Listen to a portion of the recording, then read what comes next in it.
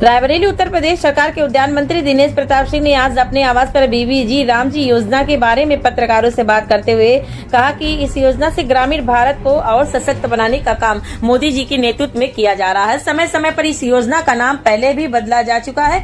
जो लोग नाम को लेकर विवाद खड़ा कर रहे हैं उन्हें इसके विषय में पूरी जानकारी कर लेना चाहिए। कांग्रेस और राहुल गांधी जी जिस तरीके से योजना का दुष्प्रचार कर रहे हैं, इससे तो लगता है कि न तो राहुल गांधी जी को मनरेगा के विषय में पूरी जानकारी थी और ना बीबीजी राम जी के बारे में। श्री सिंह ने कहा कि राहुल गांधी के पिता पूर्व प्रधानमंत्री राजीव गांधी ने स्वयं कहा था कि केंद्र से 1 रुपए भेजते हैं तो 15 पैसे ही गांव तक पहुंचता है। बीबीजी राम जी योजना में तकनीकी प्रयोग से 1 पैसे की हेरा फेरी नहीं हो सकती। मोदी जी ने कहा सिर्फ गांधी जी की बल्कि देश का सभी महापुरुषों को सम्मान बढ़ाया है ही है, उसमें कोई कमी नहीं किया है। मैंने ड्राइविंग लाइसेंस को ही चेक करने की बात कही है जिसमें सारी चीजें जुड़ी हैं। अगर ड्राइविंग लाइसेंस फिरोज गांधी का था तो वो फिरोज गांधी जी के घर में होना चाहिए था। अगर किसी और ने उसको अपने घर में रखा तो इतने दिन तक क्यों रखा उसको? अगर फिरोज गांधी ने उसको उनको रखने के लिए दिया था तो कितने दिन के लिए दिया गया था?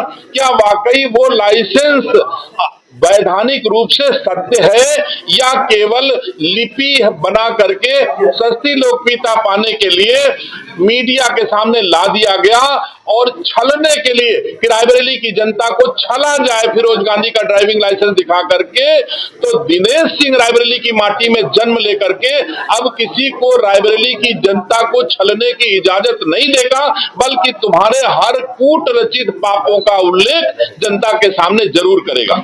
राहुल गांधी लगातार कहते भी रहे हैं, इस बार भी क्या कह रहे हैं कि मोदी जी देश को अडानी अंबानी को बेच देना चाहते हैं। राहुल गांधी को अडानी अंबानी का फोबिया हो गया है, ये रोग है, उनको इसका इलाज कराना चाहिए। अडानी अंबानी का बीबी राम जी अथवा मनरेगा से कोई लेना देना नहीं है।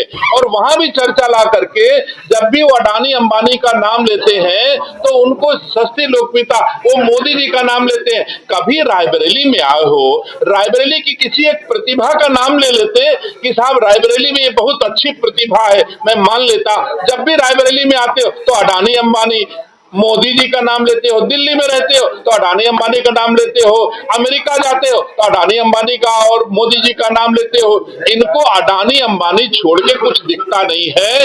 इसी के कारण जितनी हानि इनको हुई है और ज्यादा गड्ढे में जाना है। सदन में क्या इतना अहंकार से बोलते हैं, यहाँ पर इतने अहंकार से बोलते हैं, जबकि 3 लोकसभा के चुनाव में जितना कांग्रेस पार्टी को एमपी सांसद के वोट मिले हैं उतना अकेले 2024 में मोदी जी को मिला है। लेकिन अहंकार मोदी जी से 1000 गुना उनके पास है और मोदी जी विनम्रता से राहुल गांधी का नाम लेते हैं। और राहुल गांधी जब मोदी बोलता है, मोदी चलता है, मोदी उठता है, ऐसा लगता है जैसे इनका नाती होए मोदी, इस तरह बात करते हैं। मंत्री जी इससे पहले उद्योगी क्यों नहीं दी? देखिए, मैं भारत सरकार, उत्तर प्रदेश सरकार से मांग करता हूं कि रायबरेली के पहले सांसद आदरणीय फिरोज गांधी जी का ड्राइविंग लाइसेंस किस प्रकार से किसके घर में पाया गया, क्या वो वैध तरीके से लाइसेंस इतने दिन तक अपने घर में रख सकता है?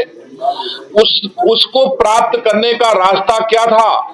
क्या फिरोज गांधी जी उसको सुरक्षित रखने के लिए उसके घर में दे गए थे या कहीं खो गया था तो मिल गया?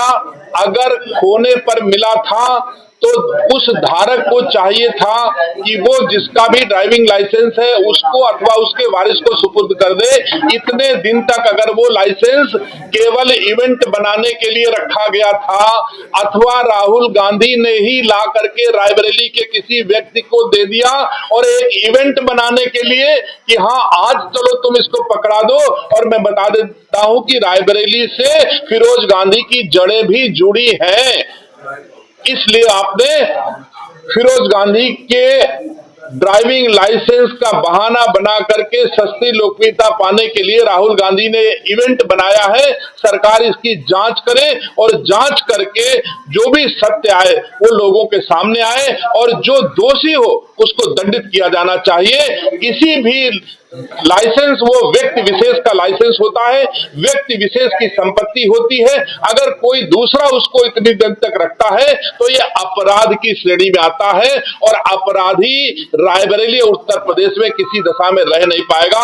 सत्य उसको बताना पड़ेगा, चाहे राहुल गांधी के बीच में सत्य छुपा हो, चाहे रायबरेली के बीच में सत्य छुपा हो। मुझे तो ऐसा महसूस होता है कि राहुल गांधी ने ही प्रायोजित ला करके इसको दिया और अब अपने को फिरोज गांधी से जोड़ने के उद्देश्य से, सस्ती लोकप्रियता पाने के उद्देश्य से, रायबरेली में अपनी जड़ें दिखाने के उद्देश्य से ये इवेंट किया गया है। ये एक प्रायोजित कार्यक्रम था। मंत्री जी